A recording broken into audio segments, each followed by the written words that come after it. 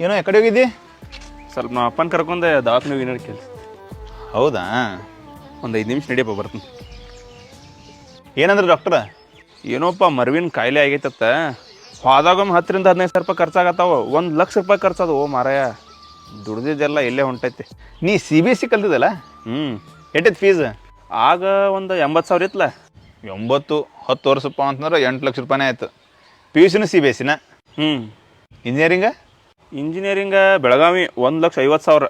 4 ವರ್ಷ ಅಂದ್ರೆ ಅದು 6 ಲಕ್ಷ ಆಯ್ತು. ನೀ ಕಾಲೇಜ್ ಒಳಗೆ ಈ R15 ಗಾಡಿ ತೊಗೊಂಬರ್ತಿದ್ದಿಲ್ಲ? ಅದನ್ನ ನೀನೇ ತೊಗೊಂಡಿದ್ದಿ? ಇಲ್ಲ, ಅದನ್ನು ನಮ್ಮ ಅಂದ್ರೆ ನಾ ಆ ಉದ್ದೇಶ ಇಟ್ಕೊಂಡು ಹೇಳತ್ತಿಲ್ಲೋ. ನಿನ್ನ ಉದ್ದೇಶ ಏನಾಗಿರ್ಬೋದು, ಒಂದು ಮಾತು ಹೇಳ್ತೀನಿ ಕೇಳಿಸ್ಕೊ. ಅವ್ರು ನಿನ್ನ ಸಂಬಂಧ ಮಾಡಿದ ಖರ್ಚಿನ ಲೆಕ್ಕ ಹಿಡಿದ್ರೆ ಅಂದ್ರೆ ನೀ ಅವ್ರ ಸಂಬಂಧ ಮಾಡಿದ್ದು ಅವರ ಕಾಲು ಧೂಳಿಗೂ ಸಮ ಇಲ್ಲ ದೋಸ್ತ. ಅಪ್ಪ ಅನ್ನುವಂಥದ್ದು ಒಂದು ಅಮೂಲ್ಯವಾದಂಥ ರತ್ನ. ಇರುವವರೆಗೂ ಅದನ್ನು ಚಂದಂಗೆ ಕಾಯ್ಕೊ. ಇದ್ದವ್ರಿಗೆ ಅರ್ಥ ಆಗಂಗಿಲ್ಲ, ಇಲ್ದವ್ರಿಗೆ ಗೊತ್ತು ಅಪ್ಪನ ಬೆಲೆ ಏನಂತ. ಕೊಡಲಿ ತಿಂದು ನೆರಳ ನೀಡೋ ಮರ, ನಿಂದು ಕಾಲ ಮುಗಿದರು ನಿಲ್ಲದು ಅಧ್ಯಾಯ. ಪುಣ್ಯಾತ್ಮ ಪುಣ್ಯಾತ್ಮ ನೀನಯ್ಯ.